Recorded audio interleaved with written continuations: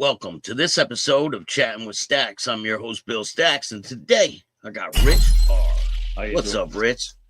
How you doing? I'm living the dream, man. Thanks for joining me. I appreciate you taking the time. I appreciate you giving me the time as well. Yeah, I'm looking at a storm blowing in from the west here out the windows, and skies are looking pretty crazy right now. But what state are you in? Won't be disconnected by anything. Oh man, they got tornadoes out there, Illinois. right? Yeah, Tornado City. I've heard. Yeah, we're in Woodstock. That's where they filmed the movie Groundhog Day. Yeah. You did the podcast with Wayne. Wayne's house was actually the piano teacher's house in Groundhog Day. Oh, really? He didn't tell me that. Actually used his house for that. So. Yeah, he didn't tell me that. I think he was having fun. How did you get introduced to this motorcycle club life? Well, I was in the biker world, and I'd actually had a bike wreck in April 23rd, 1982. Compound fracture to left tibia. Apparently the bone's not supposed to be sticking out of your leg. And I was on crutches for a while, most of that summer, and I ran into a friend of mine, Jennifer, who had three brothers I hung out with, Alex, Minio, and Chris. And she was with her new boyfriend. And he had just made patch. So when I met them, she was sewing on. We went out to a bar, but she was going to sew his patch onto his colors for him. And he needed somebody to rent a room in his house with him. And I said, hey, man, I need a place. So I moved in with them up in Antioch, Illinois, right just south of the Wisconsin border, right by the Chain of Lake, where the chain went underneath Route 173. And he introduced me to the club. You know, it was the Death Marauders, right? Kind of like I wasn't riding it. Death Marauders. I wasn't riding at the time because my bike was smashed up and my leg was in a cast. But I started hanging around, you know, as I was recovering from this bike accident. And the bike I crashed up was a 650 Yamaha. How did the bike accident transpire? It probably had something to do with the large quantity of alcohol that I had consumed. To tell you the truth. That's usually a problem. It's probably not a real good idea, but, you know, I drank all night and it was early in the morning and it's a little foggy as far as how it happened. So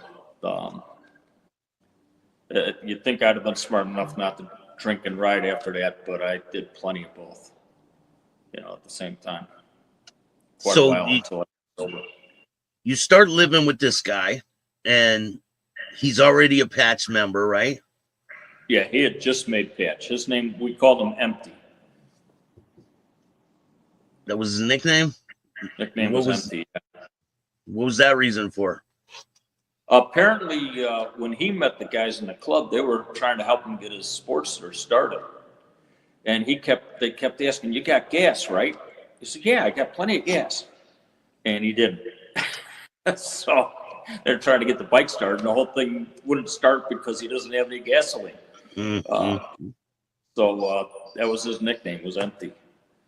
So he introduced me to the club, and he wasn't my sponsor.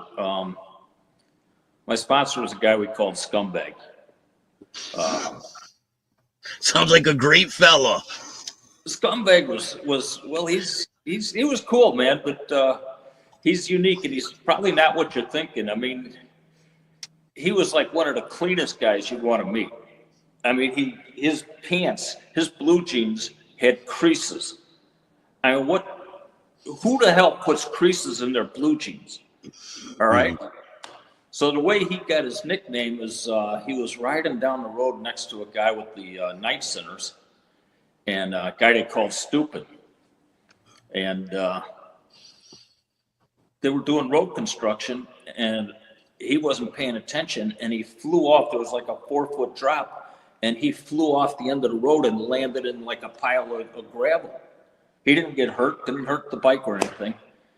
But Stupid rolls back and looks at him and says, "You scumbag," or something, and there you go, man. That's his nickname. It's just stuck, right? You know? So how long when you do stupid stuff, that often turns out to be your nickname, But how long are you hanging out with these guys before you're like, I want to prospect? Well, I was living with Empty probably for a couple months when I met Scumbag one day, and Scumbag started talking to me about, you should join the club. Scumbag was like our PR guy, man. He's sponsored more guys in the club than anybody. So I showed some interest, and they had a meeting out in Waukegan, about 25 miles east of where we were living, and I was invited to come along on a meeting night on a Friday. But when we got to a bar first, and I couldn't leave, I couldn't come with them from the bar. I had to stay at the bar. Scumbag would go to the meeting and tell them that there's a guy back at the bar who's interested in joining. And, then that was when they agreed to let me start prospecting. Well, they agreed to consider me. They had to meet me a little bit first before that. What was funny is at the bar, I was left there with the old ladies, all the old ladies that were from the club. And there was this one, I don't remember her name. She was tall, just gorgeous, hot body and everything. And she starts hanging on me, and it's like, all right, this is not a good idea. There's a brother over there, and his old lady's hanging on me. And then she comes up to me and she says, how long do you think they're going to be? I said, well, I don't know. Well, could you give them a call? I'm like, wait a minute. I'm a tag along, and I'm going to call up the club at their meeting and ask them, how long are you guys going to be? That's going to go over real well. I'm with your old lady, yeah. How long you gonna be? I'm with your old lady. Well, I mean, just making that phone call, that would have been the end of it. Yeah, 100%. Who the hell is this guy calling us up and asking when the hell we're going to be done? So I was smart enough to tell her, well, if you're that interested, I'd suggest you give him a call because I ain't gonna. I think she was trying to get me in a trick bag, that's all, testing me or whatever. I don't know, but so then I started prospecting after that. What was your prospect period like? Mine was murder. This is one thing I would recommend to anybody. If you're going to prospect, don't live with a brother. And most prospects, you're prospecting, when you're prospecting, it's like I kept a lighter in my hand all the time. Somebody brings a cigarette up to their mouth, and I got that thing lit like that because I want these guys to be pleased with me and move me along as quickly as possible. So I'm trying to do a good job. And we used to get a secrets box. Remember secrets, throat lozenges? Yep. They came in a metal box.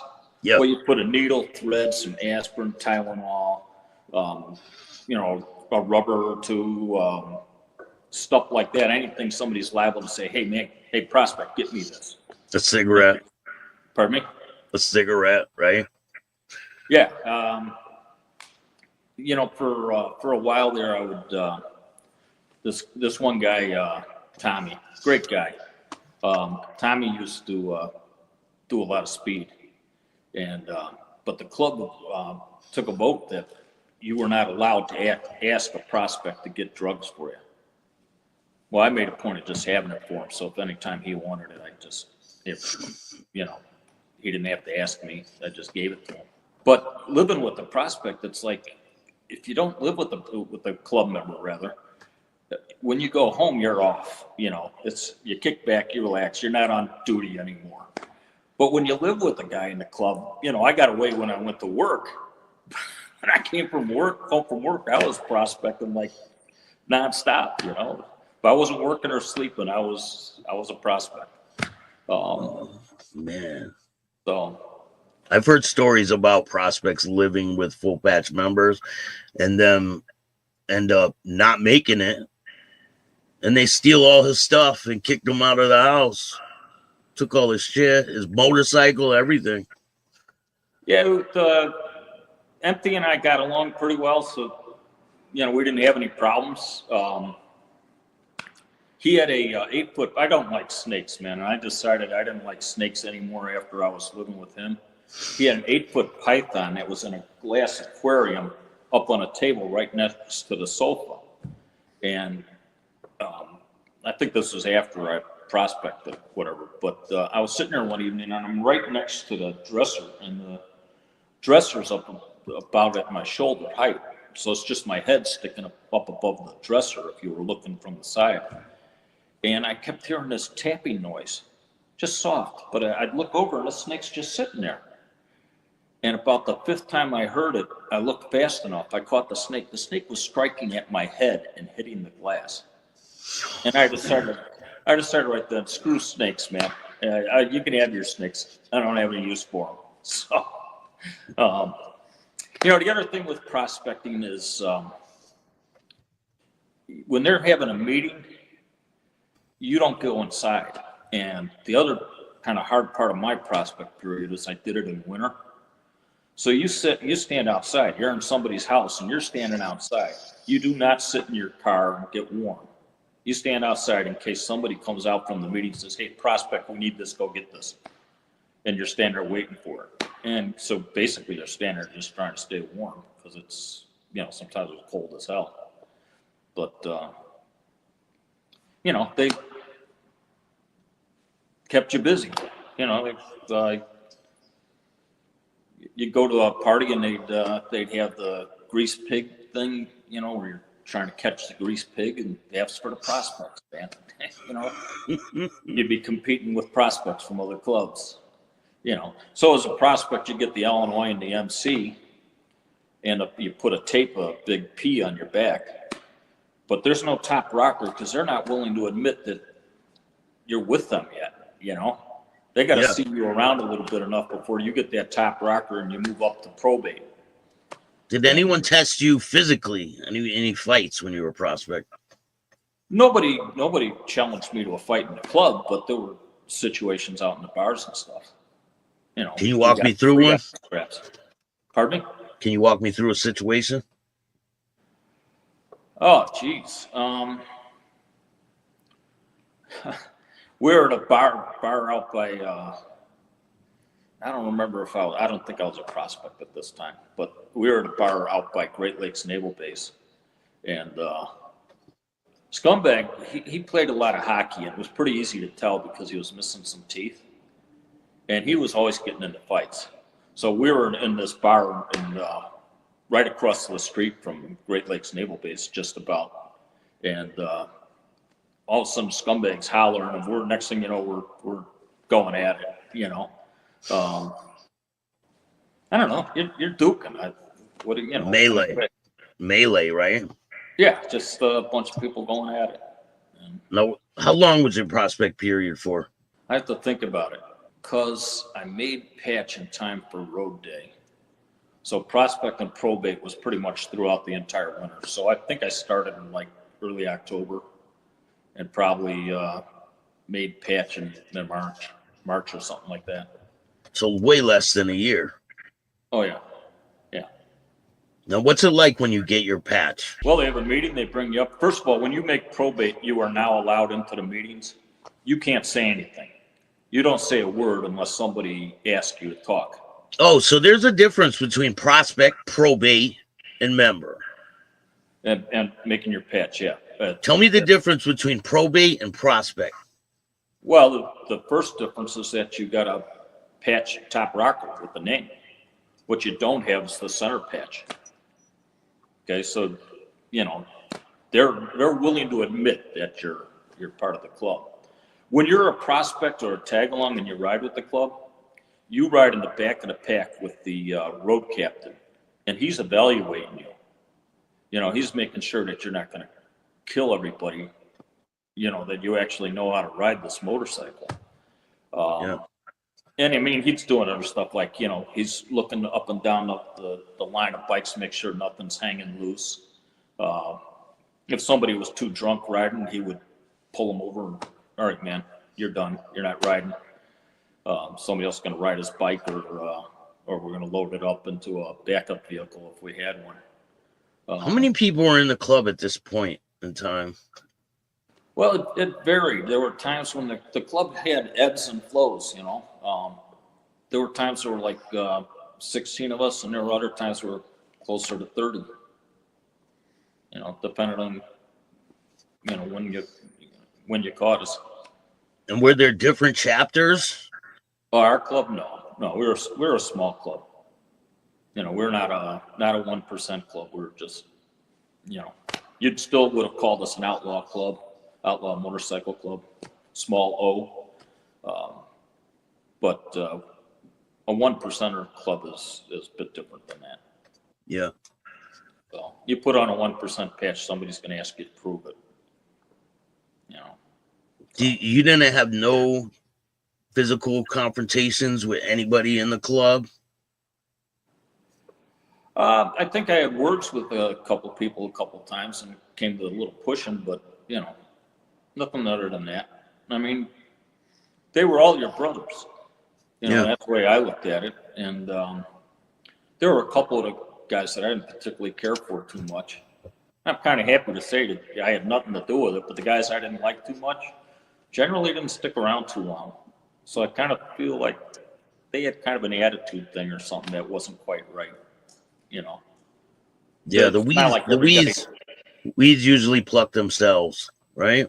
Yeah, it's you know, there were guys, prospects that definitely did not make it, you know. Did you see a lot of guys come and go during your time? I saw a few. The funny thing is I sit here now, the ones that didn't make it, I can't hardly remember their names. Do you remember why they didn't make it? Well, I don't want to go in. There's some things I don't want to share. Yeah. But I remember there was one guy who thought we were something that we weren't. And that was what he was big on, is what he thought we were. And, you know, he was escorted out. Was there people that were like on drugs, too much drugs, and you guys be like, can't deal with this, or someone that drank too much and things like that? Well, the thing is, you could drink and do whatever you want. I mean, at some point, if the club gets worried about you screwing yourself up, like if a guy's just, there was one guy, and I didn't think much of this guy, but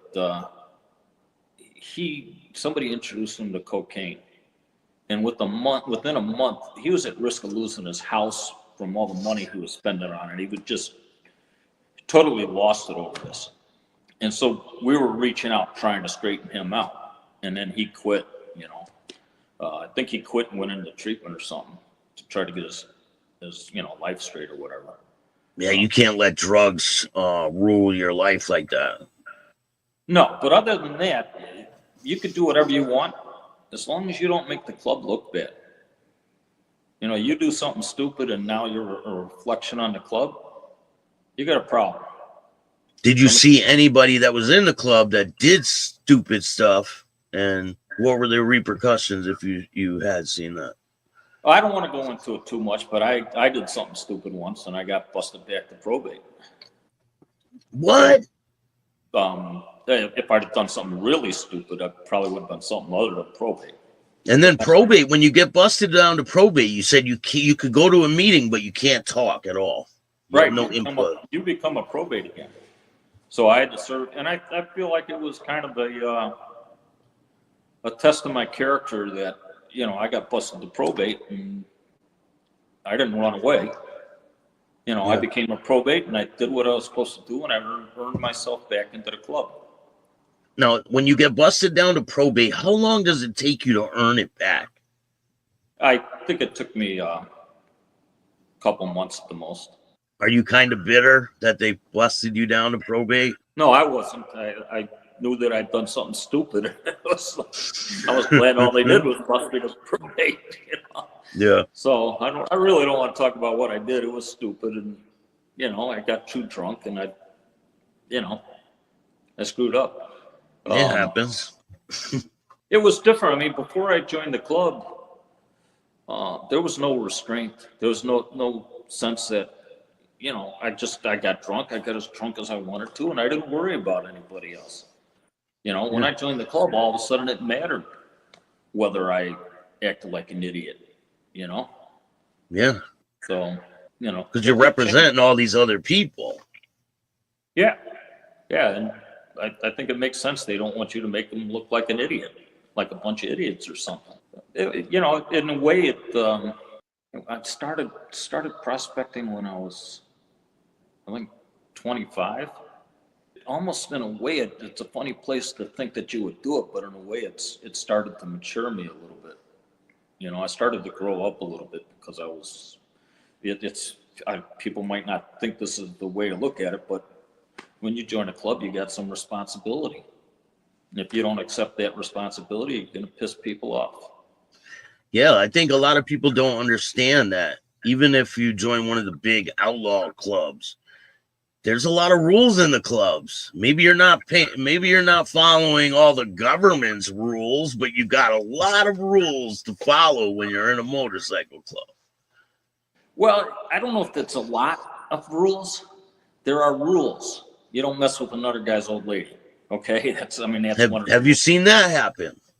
No, no, I never saw it. The only thing I saw is Scumbag had like several old ladies, and he liked to claim them all. And I just give him crap like, you know, you can't walk into the bar and claim all the girls there as yours, all right? You know, it just doesn't work that way. She's my old lady. She's my old lady. She's my old lady. Yeah. It was funny. I was sitting at a bar with this guy Lonnie, and Scumbag's up there, and somehow 3 of his old ladies ended up in the bar at the same time. And one was on this side of the bar, one was on that side of the bar, and one was at the end of the bar. And we were sitting there watching him go from one to the other, and it was like he thought they didn't know, and he was like, you know, sharing his crap with them as he was going, and it was hilarious, you know. It was fun. Did you guys go travel far? We didn't travel as far as I think we should have. We pretty much stayed in the Midwest, you know, Illinois, Wisconsin. That one guy that did all that coke, he was in charge of setting up road day, and he didn't do it. And that's probably why he left the club. You know, he had all winter to organize this thing, and road day comes, and we find out, you know, after we'd been told, yeah, I'm on top of it, man, it's going to be cool. We find out, no, he didn't do it. So road day, we have no reservation at a campsite or nothing like that.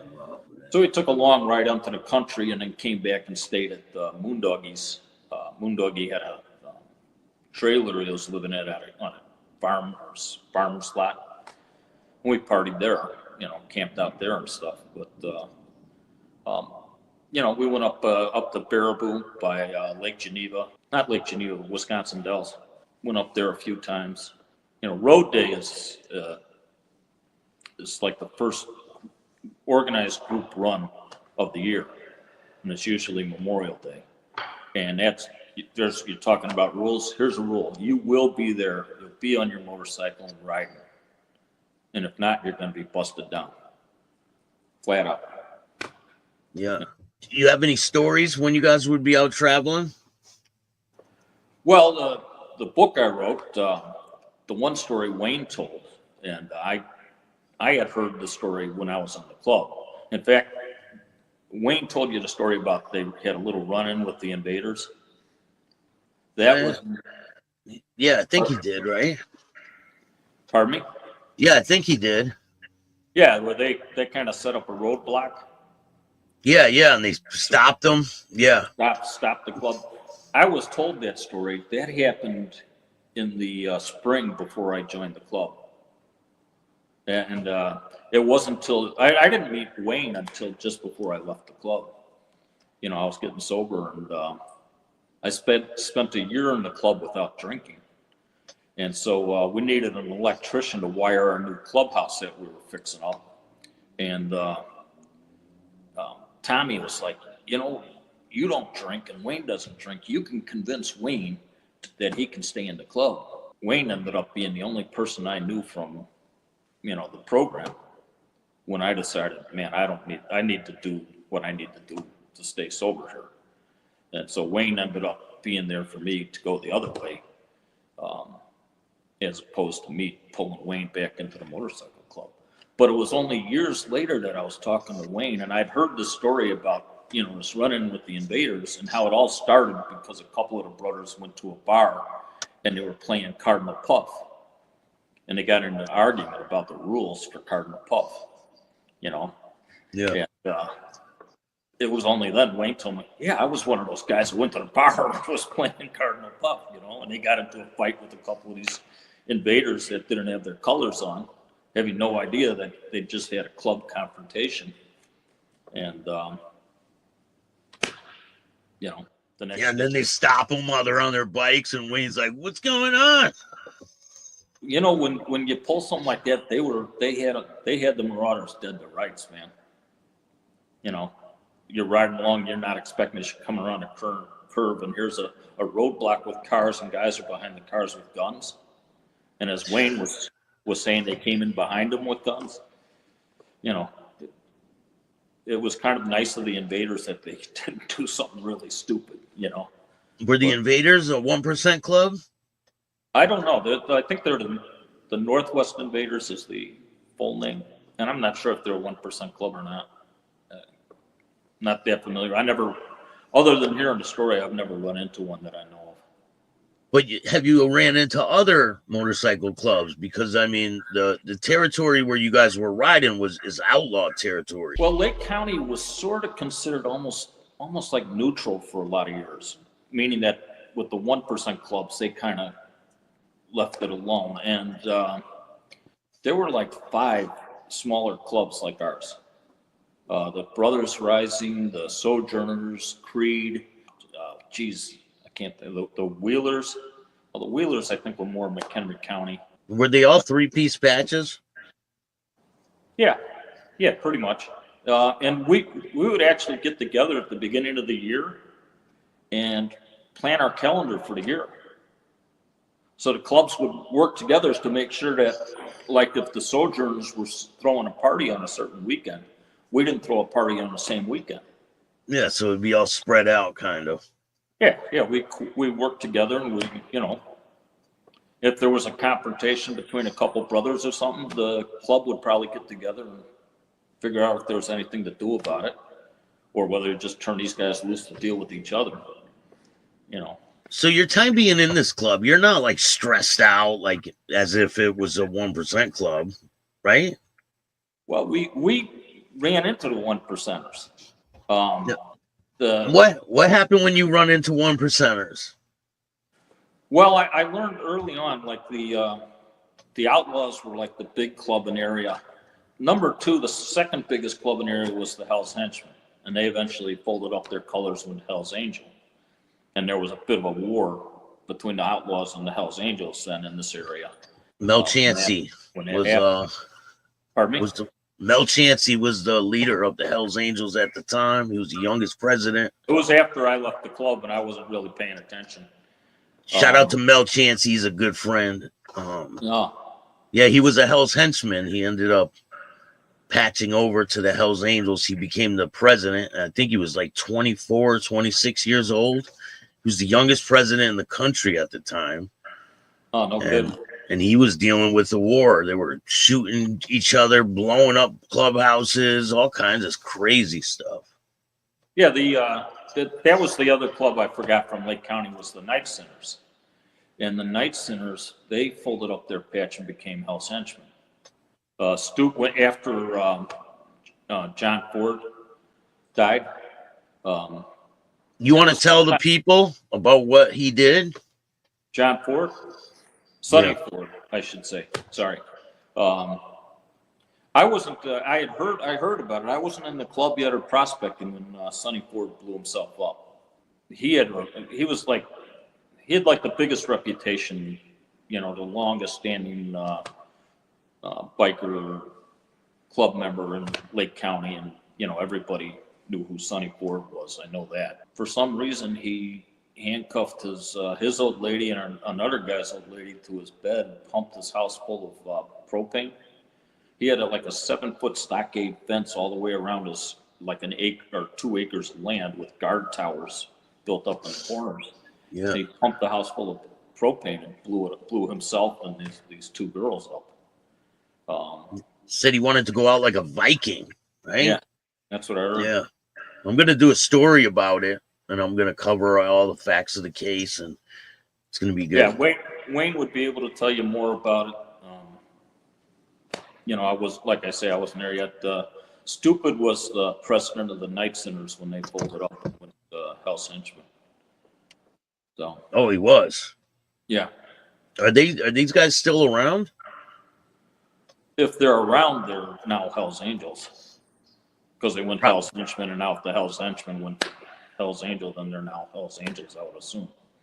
But no. I mean, there was one guy from our club who dropped our colors and joined the Hell's Henchmen. Did that happen a lot where people would join 1% clubs, or did they come and pick guys out of you guys' club? That's the only guy we lost, and it was a decision he made. He wasn't the brightest bulb in the box to begin with between you and me. I mean, he missed the meeting and gave the excuse that he was at the amphitheater, Chicago Amphitheater, for a concert. The amphitheater's been torn down for a couple of years. It's like, get your stories straight before you come in here and tell us a lie. And he showed up at our clubhouse after he joined the Hell's Henchmen, and Little Bit was president at the time. And I don't know what the words were said, but Little Bit knocked him and his bike over. Just boom, smacked him. My first interaction with the Hell's Henchmen was shortly. I don't know if I was full patch yet or not. I was warned. One thing is, they showed up at our bar. We knew they were coming. They were paying us a visit. They would start, if a couple of them started horsing around, pushing each other, move back, get away. Because next thing you know, these two guys are horsing around between them. Next thing you know, you're in the middle of it, and they're not horsing around. You got to keep your back to the wall, kind of keep your cool. The Death Marauders are still around.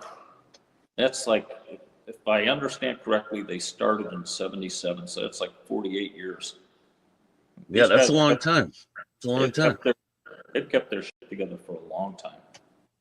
That's really impressive. Now, there are other clubs like the Sojourners. I believe they're still out there and whatnot. So they were there before the Death Marauders.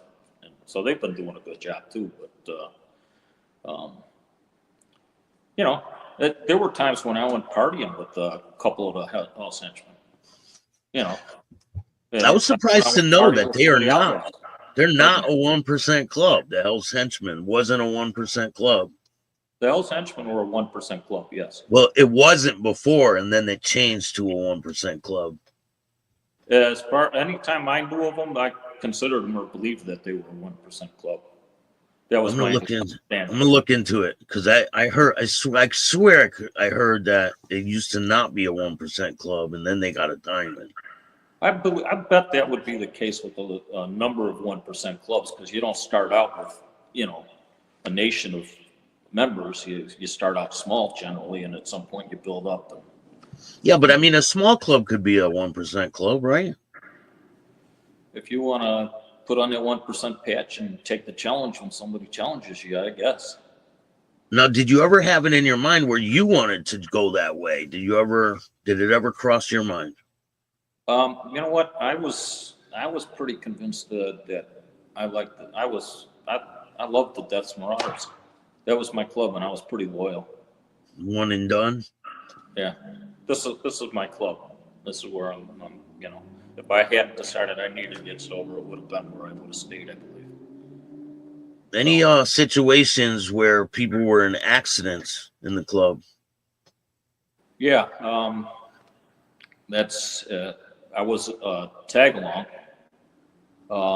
That's where I got my nickname. This is bad, man. I just got a low battery sign, and I don't have a cord. I'm sorry. Shit. Damn. I'm sorry, man. I was just talking about that before we got going, that I should have brought my cord. There was a guy named No Name, and he was riding his bike, and Empty was in the driving the backup van, and I was just getting off the cast, so I was in the backup van with Empty, and No Name was cool. He knew Empty wasn't riding, so at some point we stopped somewhere, and he said to Empty, "Hey, you want to ride?" Then he switched, let Empty ride, and he got in the van. And No Name was just an awesome guy, man. We were hitting it off really good. And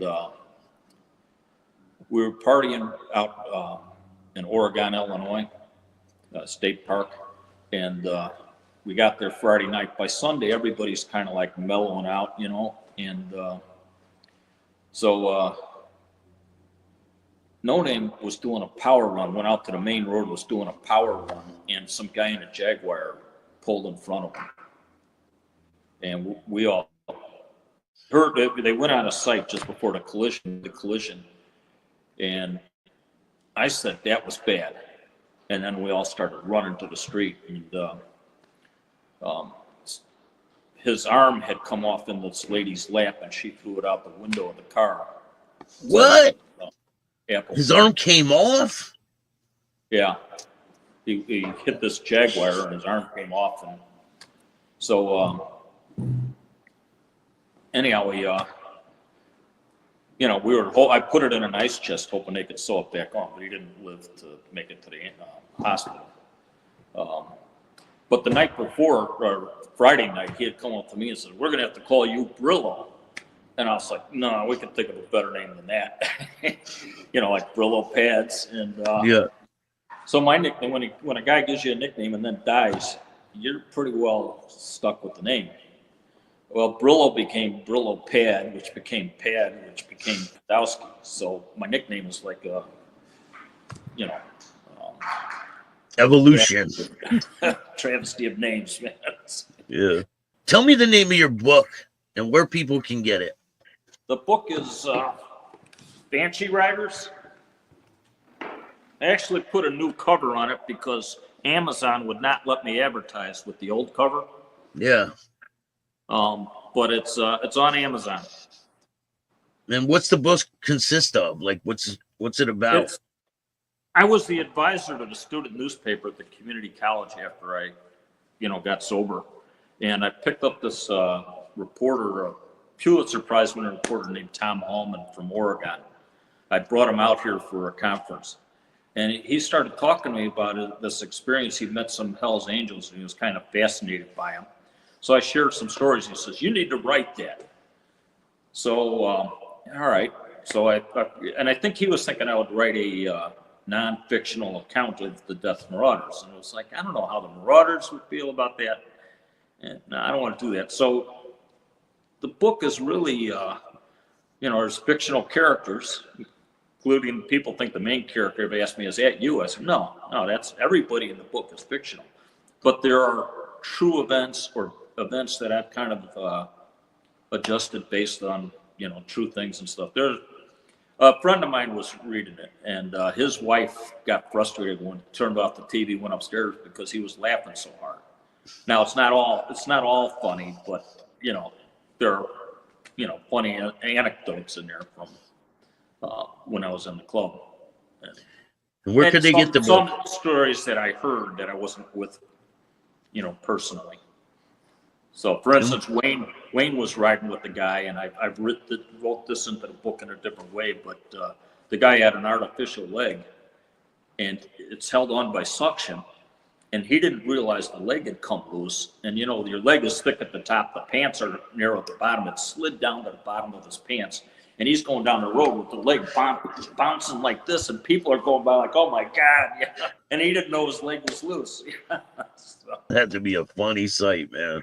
Yeah. So Wade told me about that story, and I wrote it into the book with, a different situation kind of. But you get it on Amazon, your book? Yeah. So how did this whole club originate? Well, you got a better story of that from Wayne. He was at the first meeting, and I think he told you that there was a guy who started the club, and there's everybody, these other guys showed up at the guy's apartment or whatever, and it was, "Yeah, we're going to do this, but you're not going to be president." I was one guy there, and it was like, if you don't like it, too bad, or if you don't like it, do something about it. That was kind of the thing. Like you were talking earlier about confrontations between guys in the club. Yeah. Generally speaking, handle it. Don't make it the club's problem. You feel like this guy you know, ripped you off or something. Well, Yeah. you and him deal with it. Why should the club all of a sudden, this is our problem now because you guys are having a problem? Have you You seen know, deal with people duke it out in the club? Other people have problems with each other and make it the club's it. problem?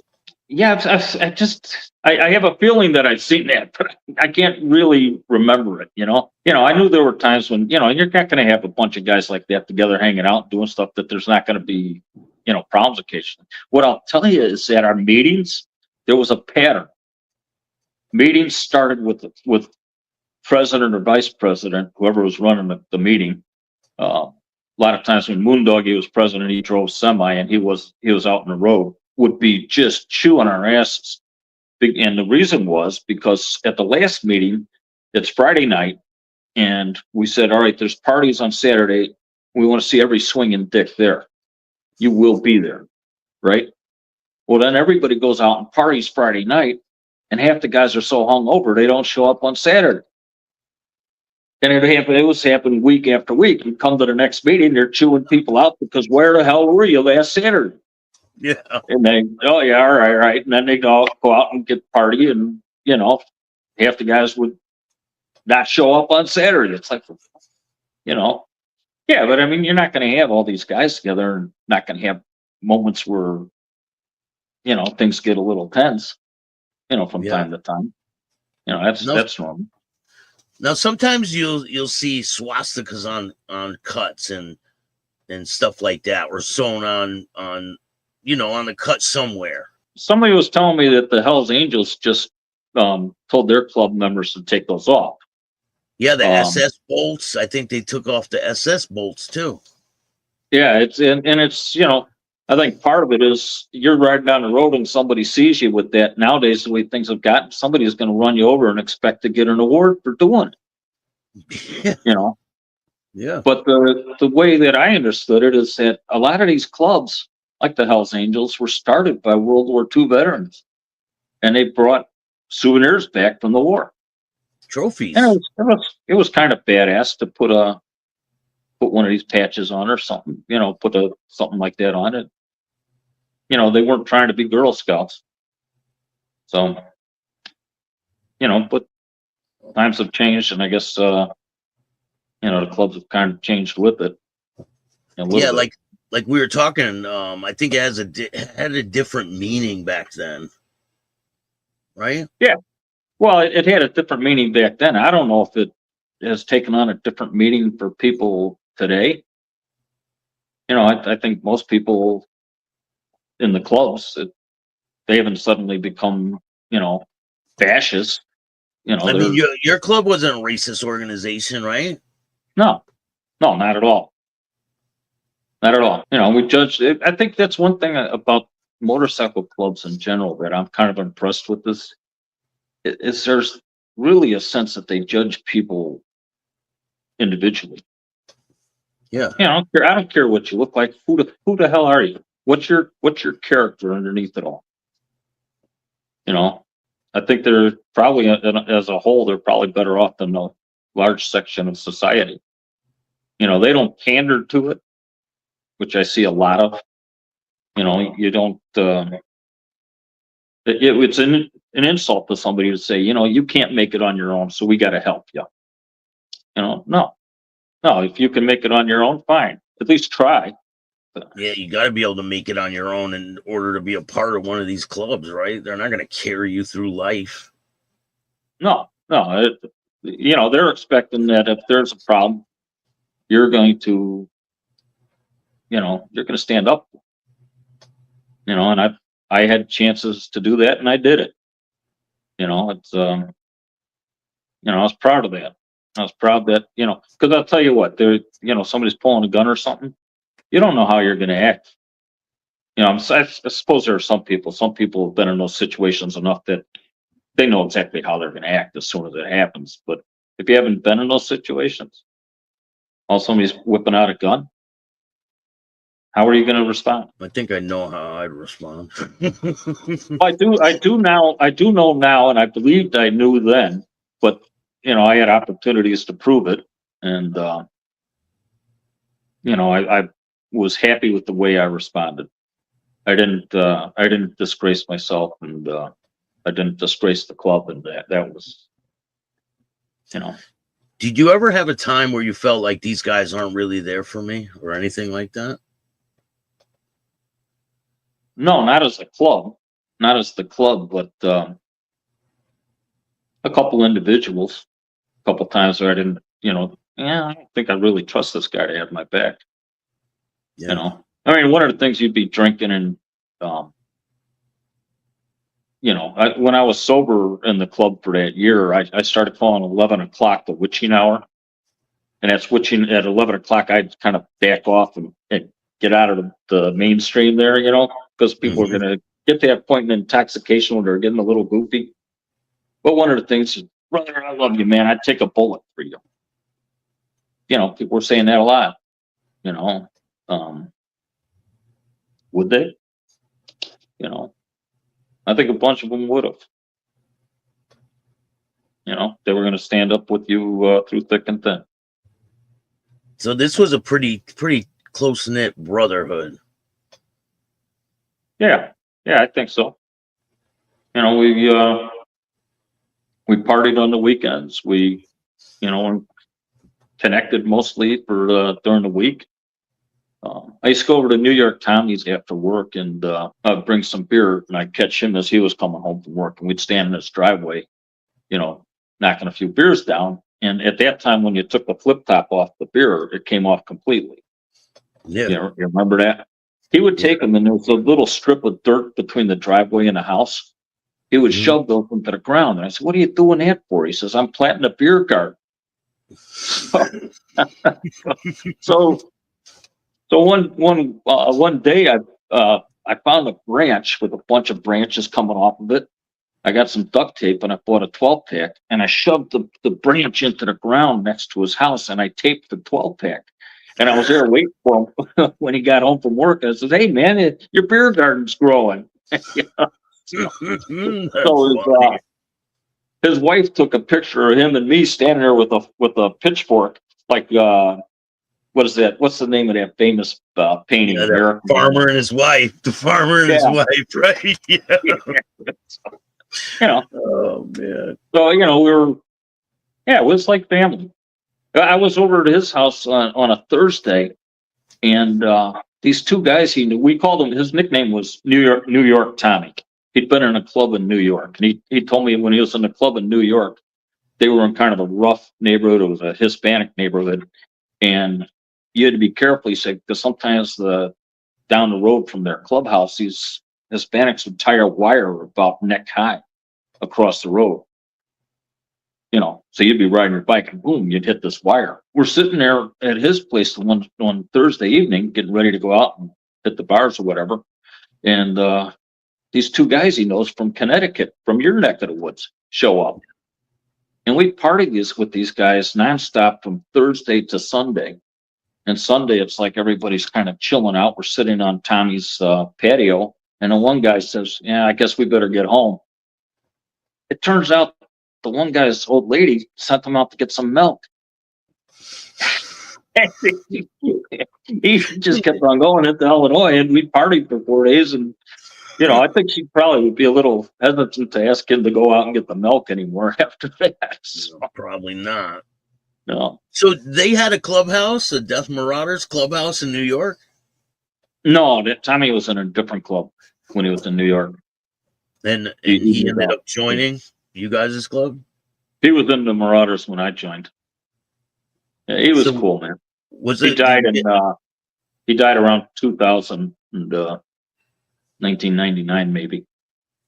Just great guy. Would you get people from other clubs that would join? Yeah, I think we might have had a couple guys like that. Or we had a guy, was that Animal? We had two Animals. They became Fox-like Animal and Zion Animal. Zion Animal was from Germany. He was about 6'3" and about, 350 pounds. Big boy. Big belly, kind of like I got now. A little bigger. The other animal, we called him Zion Animal, because he was from Zion originally. He stood about 6'8" and 250 pounds of rock.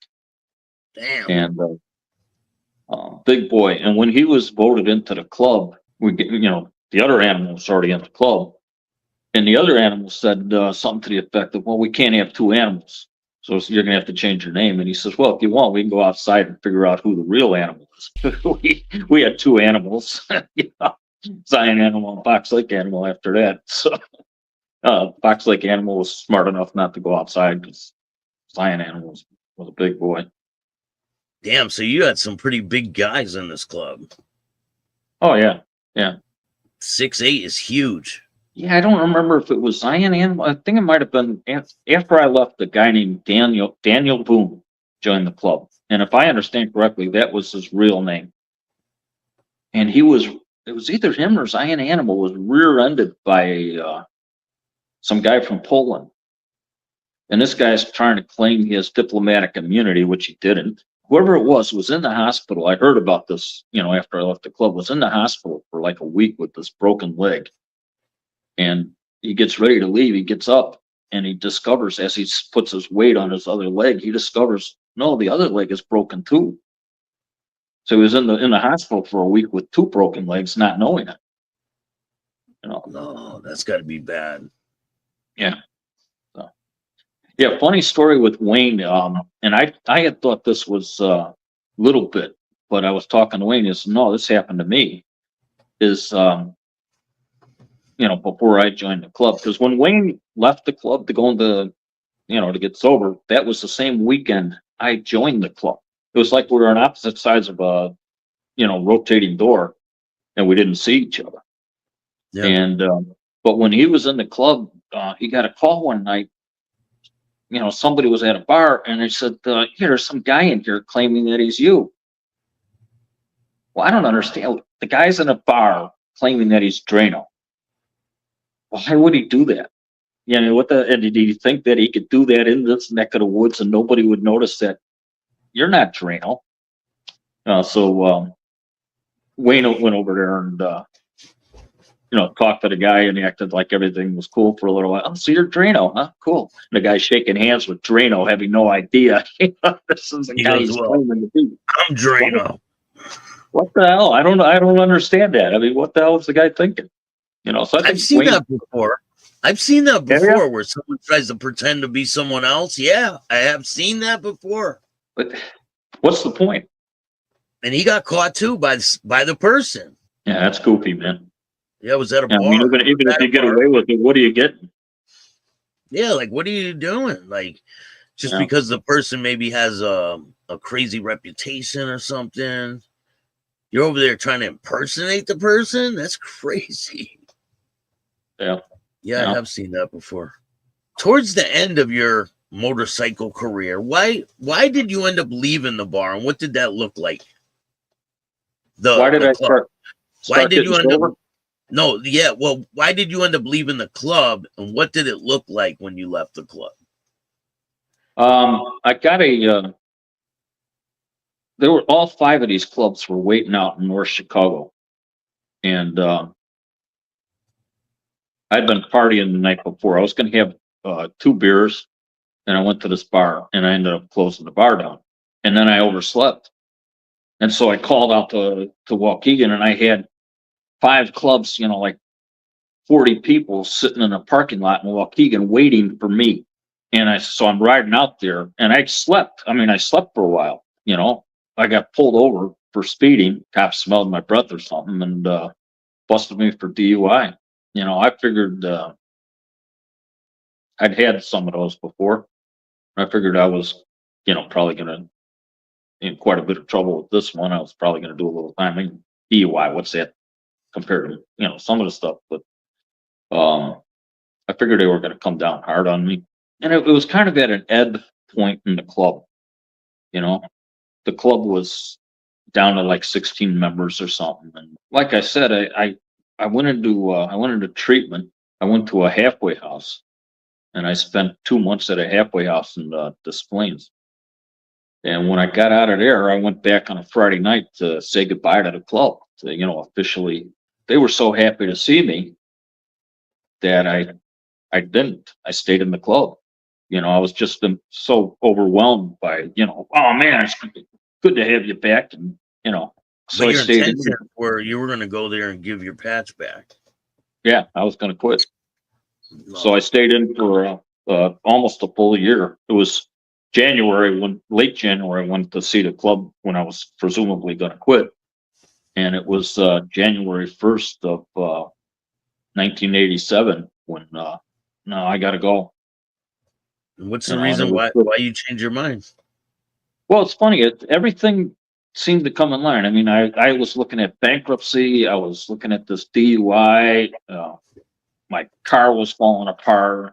I didn't where I was going to live for a while. I was losing my job. Everything was going to crap at once in my life when I went into treatment. And in that year, I paid off. I did not go bankrupt. I paid off all my debts. I got a new vehicle. I was doing sheet metal, HVAC. I got a job. I got set up with that. I'm doing fine with that. All the problems that I would have said that I had were solved. It's like, all right, everything's perfect. What's your problem? And I was miserable. And it was like all of a sudden I realized, man, it's like there's something empty here that I need to fill. That's like I said, I knew Wayne. I gave him a call. He became my first sponsor. He was my sponsor for several years until one day he fired me. Just because I got in the program didn't mean that I suddenly became all that. He called me up one day and he fired me. He says, every time I say something to you, the first thing out of your mouth is, yeah, but. I fired some sponsors in my day. What's that? I fired some sponsors in my day. I'm like, you're fired. They're like, fired? I'm like, yeah, I'm done. I don't want you as my sponsor no more. We're going separate ways. Yeah. The best thing that, that happened to me, I think it kind of scared the crap out of me when he fired me. I ran into a guy who, this guy's sponsor, his sponsor was in the big book of Alcoholics Anonymous was the brewmeister. And his sponsor was Dr. Bob.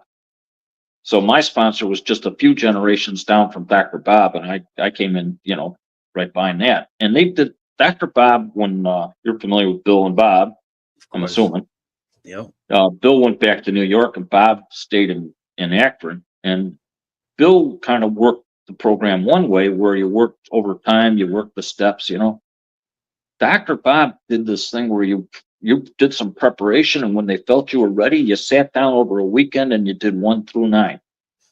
And then they taught you how to do 10, 11, and 12. After you went out and made your amends, you learned how to do 10, 11, and 12 on a daily basis in your life. So I met this guy and I sat down for coffee. I met him at a meeting and I thought he was the most arrogant son of a bitch in the world. Just pissed me off. He was 6 months sober. He'd been in and out of the program for like 13 years. I was 6 years sober, and here he is 6 months sober. And we ended up at a coffee shop, and I'm like challenging everything he's saying. And he's proven that everything he's saying is right. Like I had heard that, you go out and make amends except when that would injure them or others. Well, you're one of the others. No, you ain't. That's not the way that thing works.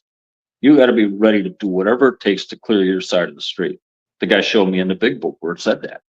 And everything he was saying was proven right. And, I went home and it's like, I'm pissed because this guy that I can't stand is proving me wrong. And then at some point, I asked him to be my sponsor, and I went through the steps that way with him. I can remember when I was talking to Wayne one time after that, and he was like, man, I really see a difference in you. And the difference was that I got serious and honest about working the program. It changes everything in your life. Well, it's a change in the way you look at the world, and your place in it. I'm no longer, I'm still self-centered, but I realize it. And I realize that I got to get out of that to help other people. If I'm willing to do that, I can escape being the center of the universe. It's the things that have happened to me since I got sober are incredible. I never graduated high school. They had this real peculiar policy when I went to high school where they wanted you to go to all the classes all the time. What the hell is that? So that wasn't part of my program. I went for 4 years, but I just didn't go to class. I went to school to find out where the parties were and to hang out. I did the same thing. Yeah, it worked pretty good as far as I was concerned at the time. But I went back to school. I met this lady named Reverend Kathy. Her husband who had passed away sometime before this, had been one of the first 100 members of Alcoholics Anonymous as well. She used to go to around the country. She'd be flown into places to give, speeches to a couple thousand sober people and stuff. And she'd have them all laughing, I called her Rev Cat, She and I really hit it off. After I got sober, I became president of a bait of McHenry County. Started in a bait chapter here in the county. We got up to like 120 members or something. We went to this Harley owner group dance to recruit people into bait. Several of the guys, there were a bunch of guys that were sober riding together and in a bait together with me. Wayne was in there, other people. Well, several of these guys rode their bikes to this Harley owner group dance from Crystal Lake to Woodstock. It was 5 below zero, and they're doing the kind of kind of thing that. And I used to like when I was in the club. You'd walk into a bar with, your snot frozen down your beard and stuff. I thought that was cool. But I'm sober, a little older now, and I don't need to be riding my bike when it's 5 below. These guys ride their bikes. Well, if it's 5 below with the sun up, when you go home at night, you're really going to be cold. So the one guy's a little bit of an idiot, but he's just smart enough to realize how cold it's going to be. And all of a sudden he's like, "Oh, I sprained my ankle dancing. I sprained my ankle." Like, you know what? I sprained my ankle dancing. I'm still going to ride my bike. What the hell are you talking about? But I ended up having to ride his bike to my house. Now, I didn't have to go out on the main road, so I was only, I wasn't doing the 60 miles an hour in the cold. But I wasn't dressed for it, and I wasn't looking forward to it. I was kind of pissed off. And his old lady had enough sense to follow him in the car. He got in the car with her, and they followed me over to my house. Well, I didn't have a garage. I had a shed I built for the bike. But in the fall, I took the bike down the stairs into the basement, so the shed was empty. So I got to come to the end of the house, and then I got to turn behind the house and do a U-turn and come up into the shed.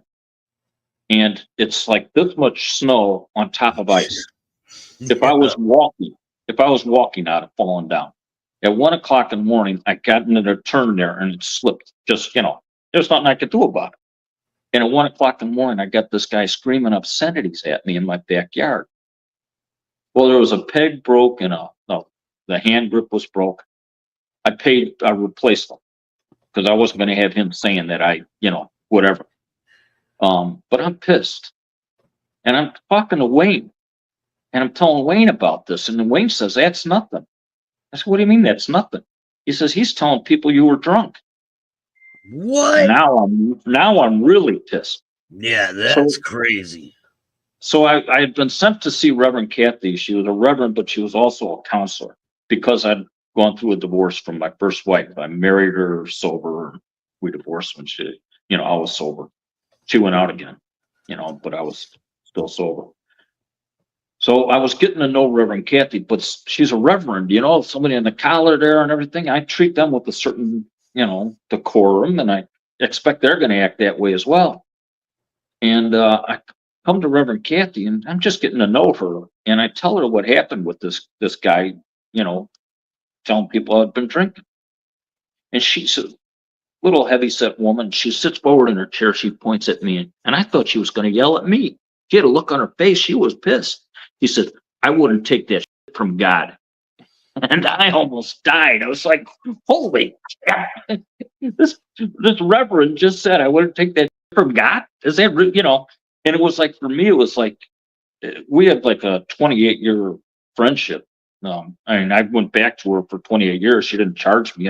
We became friends. We met on a regular basis. But it all started right there when I realized she's real. There's this person is absolutely 100% what you see is what you get. You can be sober, but you can still kick someone, Yeah, I didn't. But I think he probably would have deserved it. if You should someone's borrow talking things. about you like that, someone's just talking that type of stuff about you, who cares? Like, who cares? Well, the point is he Right? was wrong. The point is he was wrong, and anybody that wanted to believe him, all right, go ahead. Doesn't make me drunk, Yeah, you know? anyone that knows you knows, you know? Right. I mean, Wayne knew. Oh, Wayne was there at night, and he knew I wasn't drinking, but, you know, so she convinced me to go back to school. I graduated from Northern Illinois University with a 3.97 GPA. You know, I graduated magna cum laude. You know, my teachers in high school would be like, "What?" You know, and I loved school. I loved politely challenging the teachers. I think it helped that I worked in the real world. I actually think that these kids going to school shouldn't be allowed to go to college until they've worked for at least a year in the real world. I'll meet professors, and I'll tell you, I believe that I can tell you within 5 minutes of talking to them if they ever had a real job or if they went from student to professor. You know what I mean? Um, they don't have a concept of reality. They don't know what the real world's like. So I did that. I did an internship for a congressman out here in Northern Illinois. No dress, no cigar, nothing like that. You know, I was an intern, but it was cool if you got that joke. But actually, they liked me. We had done work for them when I was in a debate to help get him elected because he was against he supported our opposition to the helmet law and some of the stupid stuff the state was coming out with. So they got this letter from this congressman in New York asking if they had anyone wanted to be part of the student exchange program with South Korea. So the lady calls up the office and says, "Ask Rich if he'd like to go to Korea." And says, "Hey, Rich, you want to go to Korea?" I said, "Yeah." All right. Next thing you know, I got my picture taken with the congressman, and I'm off to Korea. I got diplomatic immunity. I mean, I actually, if I'd killed somebody in Korea, they couldn't do anything. But the State Department sat us down and told us how unhappy we'd be when we got home. Yeah. You know, really unhappy if we caused an incident, if we used that diplomatic immunity at all. And the funny thing is, I got back from Korea, and the new local paper run this picture of myself with the congressman telling about me going to Korea. I got back, and a year or two later, an Army helicopter went down on the north side of the DMZ. And the North Koreans these guys are hurt, but the North Koreans aren't going to give them back because that's just the way they are. They're jerks. What's the local paper going to do? They're going to use the Associated Press story. Somebody remembers that I went to Korea. So I get this phone call asking me, what about all these guys? What the hell do I know about a couple Army guys in a helicopter? I don't know anything. But I answered the questions the best I could. And the next day I pick up the newspaper and I see this Richard R. is an expert on Korea. So I got that going for me. Now it's in the newspaper. I'm an expert on Korea, you know. They say I'm an expert on motorcycle clubs. I was Yeah. I was in documentaries and everything. Yeah. Well, I've become very skeptical when I hear them use the word expert to describe anybody. Yeah. Yeah. I, But I'm pretty skeptical about it too. yeah, I went. I think I mentioned I was the advisor to the student paper at the community college. A lot of great things being sober, right? Oh yeah, if I hadn't gotten sober, I don't believe I'd be alive today. So what's in store for the future for you? Well, I'm still writing books. I wrote one book here because I got tired of people knocking the United States. They're condemning America and all Yeah. this white guilt stuff and everything. It's like, no, you're taking a real selective view of America to come up to this conclusion that we should be guilty of white guilt. I mean, yes, slavery was over the whole world, but no country has done as much to strip away the sense of respectability from slavery, and no country has paid the price. If the Civil War was fought today, if people died at the same rate, 6.2 million Americans would die. That's how many people died in the Civil War compared to the population. And I mean, what other country has had the challenges we've had? The only reason that we talk about it is because we care enough. You know, to care about race at all.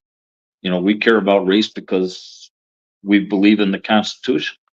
You know, there was a contradiction in the Constitution about the idea that black slave is 3/5 of a man. Well, that was a contradiction that couldn't stand because we actually believed the principles of the Constitution. You know, this. What would we have if it wasn't for America? We take everything for granted. You know, and it's like, it pissed me off. So I wrote a book, and it's like 112 pages, something like that. And it's just a short thing that really does, as far as I'm concerned, just tears this whole idea of white guilt to shreds. Yeah, some people I see on the internet, you should be ashamed because you're white. I'm not ashamed. I'm proud to be white. I really am. Well, if you want to start looking at what is the white race and Western civilization gave to the world, I've got a theory about where this all came from, but there's almost nothing in the world that doesn't trace its roots back technologically to what Western civilization did about 600 years ago. All of a sudden, technology just blew up, and it's like, you know, why? It didn't happen anywhere else. You got that. You know, it happened in Western civilization for a reason. Nobody else can lay claim to having done it. They can claim that maybe we, you know, invented flush toilets and toilet paper, but technically you couldn't wipe your ass, you know, with toilet paper without Western civilization. And that's just a fact. That doesn't make, you know, white people superior. Our economic system, our social system, our, you know, everything is predicated on what they created, and you know, that started in Western civilization that really blossomed with the United States of America.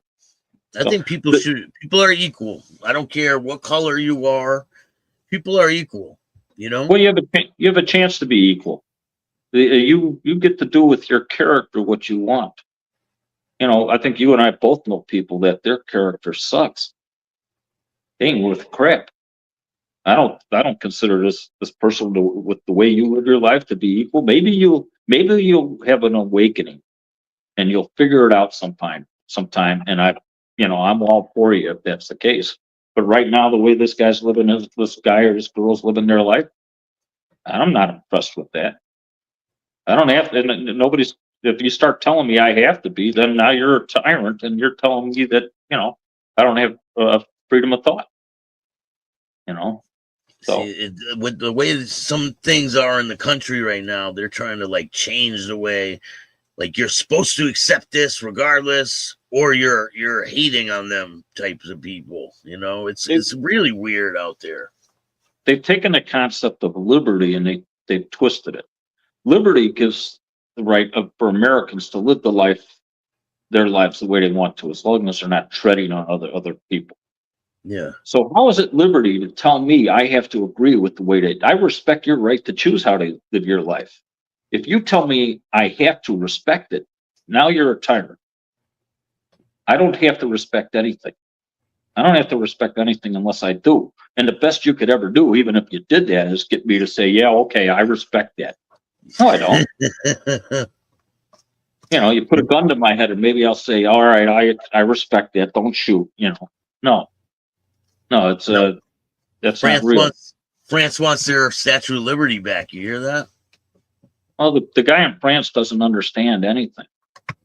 The guy in France, they're making this claim that, you know, America. No, it's like Rosie O'Donnell moved to Ireland and says, "I'll move back when you give people their rights back." What rights? What rights is she talking about? Because they've got their rights. But she's assuming stay there. Yeah, she's assuming, because what the government started doing for the last 4 years was they started working behind the scenes. They couldn't do it openly, so they worked behind the scenes, and it's just as bad. When they're working behind the scenes, telling social media companies to censor people, that's still the government. You know, just because the government put their hand through the glove of some private social media company doesn't mean it's not the government. They're still the same people. And when all these news stations, right? Yeah, I mean, I love journalism. It's like when I got sober, what do you want to do? And I went back to school. I want to write books, but you can't just quit your job and become an author if you want to eat at the same time. Yeah. So, it's what journalism. I like journalism too. I like the idea that you're challenging people that are somebody's doing something wrong, and you're in a position to challenge that. So these are the books that I really wanted to write, though. I've written 2 of these so far. They're for young adults, and it kind of goes back to it's The Ghost of Lexington and Concord and The Burning Sea of Iron Bottom Bay. So they're fiction, they're historical fiction, and it brings me back to I can remember the day I was in junior high, and they took us down. I wasn't in junior high; I was in 6th grade, and they took us down to the junior high library, and the librarian gave us an introduction and told us about this thing called the Dewey Decimal System Yeah. that they still use, actually, but and then they turned us loose to go find books, and I went right to the history section, and I picked up this book about the Battle of Lexington and Concord and went home and read it. There's some tough people in motorcycle clubs. There's some tough people that have done some pretty incredible stuff for this country, man. Yeah, definitely. Don't kid yourself. So I want to write books for young adults that would kind of give them that feeling, especially with the kind of crap we're indoctrinating our kids with today, this hate America stuff. I wanted to write something that would no, you have every reason to be proud.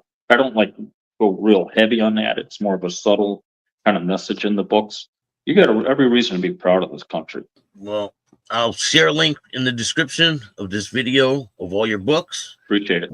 Look forward to speaking to you in the future. I'll get this out there, and people are going to love it, man. They love the old stories from your type of biker lifestyle, and they're going to like this one. I really am proud of having been a Death Marauder. I don't, what do they say in the program? You don't regret the past or wish to shut the door on it. Yeah. I don't. I'm glad to have been a member, and I'm glad to have known the people that I knew when I was in the club. Definitely, man. You got a great story, and we'll be talking in the future. Maybe we'll do a live with Wayne and get some people on there. Oh, that'd be fun. People could ask you guys questions and stuff like that. Is there anyone else you want to give a shout out to before we go? Well, I'll just mention that Wayne gave a shout out to me and to Steve. Steve and Wayne, I had 2 sponsors when I got in the program. And I did that because I was worried that one of them wouldn't give me the answer I wanted. So I had a second shot if I had 2 sponsors. It's a good plan. My friend Steve, who's over here looking at the storm rolling in, he helping out with the phone and stuff here. Give a shout out to him. There's Mike has already asked me to send him. Mike is a guy from he's in the Friday Night Men's group that I was in with Wayne when I first started, Serenity Seekers 11. So I'll give a shout out to Serenity Seekers 11. There's AB and stuff like that. Now I don't know which one they are, so I'll just leave it at Serenity Seekers 11. And if any of them hear it, that give a shout out to the Death Marauders, man. I look forward to speaking with you in the future, and thank you for joining me. I appreciate it. Hey, thank you for having me.